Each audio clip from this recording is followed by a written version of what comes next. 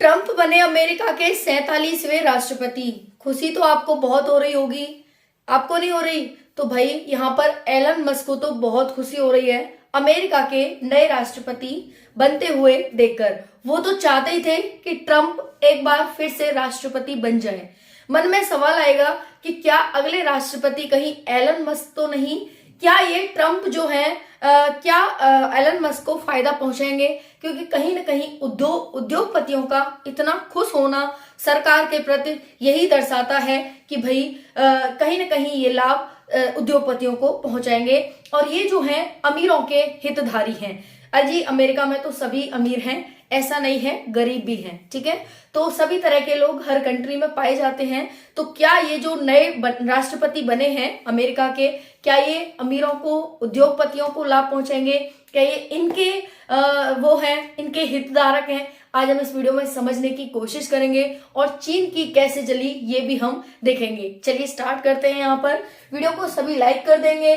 Daily आपको एक international news provide की जाती है, तो वो आप जरूर देखा करें, ठीक है, जिससे आपको देश विदेश की घटनाएं पता चलेंगी और आपका भी दिमाग थोड़ा सा खुलेगा, ठीक है। तो हम देखने वाले हैं ट्रंप अमेरिका के 47वें राष्ट्रपति बन चुके हैं। इससे पहले कौन था? तो इससे पहले बाइडेन थे। अब ये जो अमेरिका के राष्ट्रपति बने हैं, पहले इन्होंने कुछ घोषणाएं की हैं और वो घोषणाएं शायद आपको सुनकर के अच्छा नहीं लगेगा, क्योंकि वो ऐसी घोषणाएं जिन्हें सुनकर के गूज़बम्प आ सकते हैं कि भाई ऐसा कोई कैसे कर सकता है। एक इतने बड़े देश का और इतने मतलब जो सबसे पहला अपने आप को लोकतांत्रिक देश कहता है, उसके राष्ट्रपति होने के बाद ये ऐसा कैसे कर सकते हैं और कैसे कह सकते हैं, इतनी बड़ी बड़ी घोषणाएं कैसे कर सकते हैं। तो सबसे पहली घोषणा तो आपको पता ही चलेगी होगी, क्या है भाई? एलन मस्क को लाभ पहुंचाना, ठीक है, बिल्कुल सही सुना आपसे। लेकिन दूसरी जो घोषणा है ना, उसे सुनेंगे ना आप तो आपके रोंगटे खड़े हो जाएंगे। वो घोषणा कुछ इस प्रकार है जो हम वीडियो बताने वाले हैं। तो चलिए हम बात करेंगे कुछ इंपॉर्टेंट तथ्य पर। चीन की कैसे जली, इस पर भी बात करेंगे। एक बार फिर से डोनाल्ड ट्रंप आ चुके हैं। क्या है पहली बार आए? नहीं साथियों, पहले भी थे ये, ठीक है, 2020 से पहले भी थे और अब फिर से आ चुके हैं। क्या ये फिर तीसरी बार बन सकते हैं? नहीं भाई, तीसरी बार नहीं बन सकते। सिर्फ अमेरिका में 2 बार ही राष्ट्रपति बन सकता है, इससे ज्यादा बार नहीं बन सकता। हमारे देश की तरह नहीं है कि कितनी बार बन जाओ, उसमें सिर्फ 2 बार ही बन सकते हैं। तो फिर एलन मस्क अगले हो सकते हैं? हाँ भाई, बिल्कुल हो सकते हैं, क्योंकि कुछ इस तरह से इनकी खुशी इन्होंने पेश की है ना, जिसे देखकर लगता है कि हाँ अगले प्रधानमंत्री, अगले राष्ट्रपति यही हो सकते हैं। उस पर भी बात करेंगे। तो चलिए, यहाँ पर है वाइस प्रेसिडेंट भारतीय मूल के ही हैं, जो कि इनका नाम वेंस है और इनकी पत्नी मतलब जो ये वाइस प्रेसिडेंट है ना, जिनका नाम है वेंस और इनकी पत्नी भारतीय मूल की है, ठीक है। वेंस तो अमेरिका के ही है, लेकिन इनकी जो पत्नी है ना, ये भारतीय मूल की है, ओके। चलो, मैक्सिको बॉर्डर पर इमरजेंसी, हाँ जी बिल्कुल, जैसे ही ये बने उसके बाद इन्होंने घोषणा कर दी भाई कि मैक्सिको बॉर्डर पर इमरजेंसी लगेगी। आपको पता है मैक्सिको कहाँ है भाई? मैक्सिको उत्तरी अमेरिका दक्षिण अमेरिका के बीच में, तो वहां पर इन्होंने इमरजेंसी घोषणा कर दी। उसके बाद क्या है, क्या एलन मस्क यहाँ पर अगले राष्ट्रपति बनेंगे? क्योंकि एक व्यक्ति 2 बार राष्ट्रपति बन सकता है अमेरिका में। पूंजीपतियों की डेमोक्रेसी सत्ता, क्या ये पूंजीपतियों की डेमोक्रेसी है? क्या ये पूंजीपतियों की सत्ता है? तो इस पर भी हम बात करेंगे यहाँ पर। तो चलिए, इन्होंने कुछ महत्वपूर्ण घोषणाएं की हैं, शायद जिसकी वजह से ये यहाँ पर राष्ट्रपति बने हैं।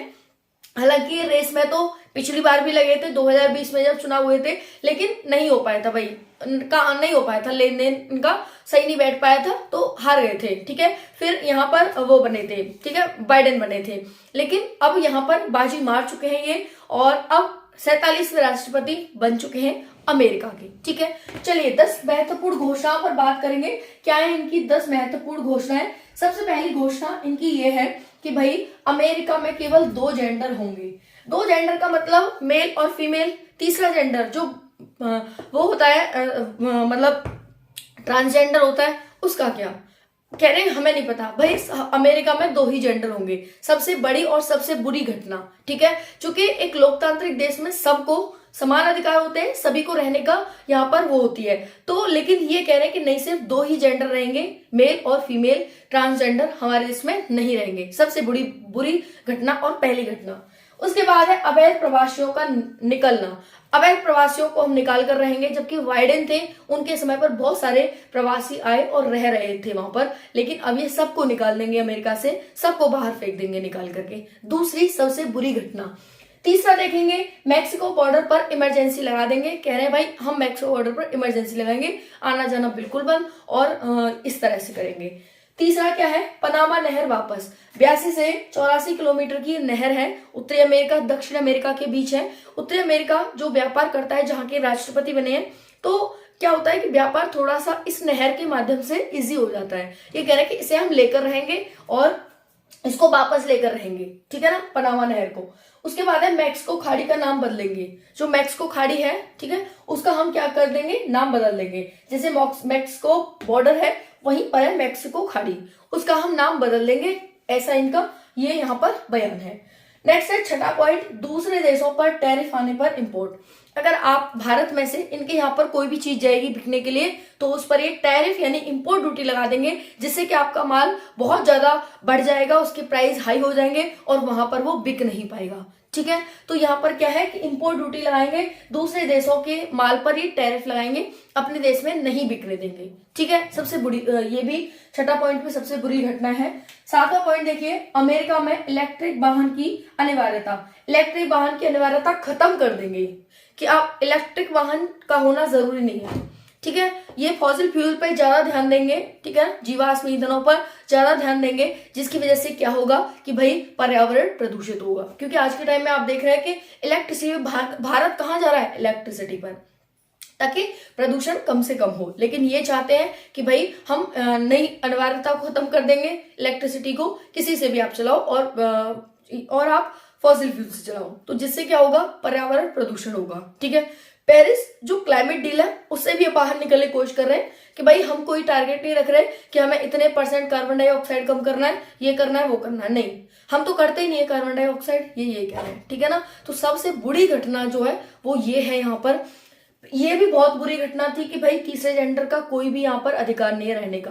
हालांकि सारी बुरी घटनाएं, और लेकिन सबसे बुरी, क्योंकि आज के टाइम में पर्यावरण प्रदूषण कितनी बड़ी चुनौती है विश्व के लिए, ये आप यहाँ पर समझ सकते हैं, क्योंकि कितनी बीमारियां हो रही हैं सिर्फ और सिर्फ पर्यावरण प्रदूषण से। लेकिन ये चाह रहे हैं कि हम तो और पर्यावरण प्रदूषण करेंगे। ठीक है, जिससे कि ना लोकप्रियता मिलेगी ना अपने देश में, तो जो है क्लाइमेट डील, उससे भी बाहर निकलने की बात कह रहे हैं। नेक्स्ट है health system and education system को परिवर्तित करेंगे। अब तक जो भी हेल्थ एजुकेशन में होता था उसको सबको परिवर्तित कर देंगे, ऐसा इनका कहना है।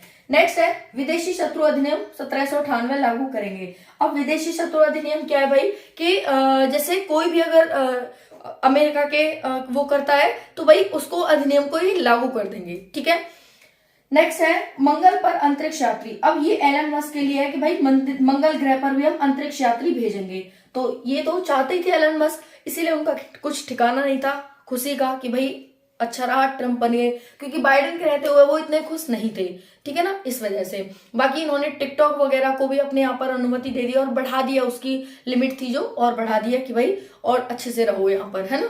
क्योंकि वो जो इनके टिकटॉक के जो वो हैं CEO हैं, वो भी वही अमेरिका के ही हैं, तो वो अच्छे से फायदा पहुंचाना उन्हें चाहते हैं, तो इस वजह से उसको भी बढ़ा दिया गया है। ठीक है, और क्या है, WHO से बाहर निकलने की, वर्ल्ड हेल्थ ऑर्गेनाइजेशन। आप बाहर निकल जाओगे भाई तो क्या होगा, फिर कुछ नहीं होगा, है कि नहीं।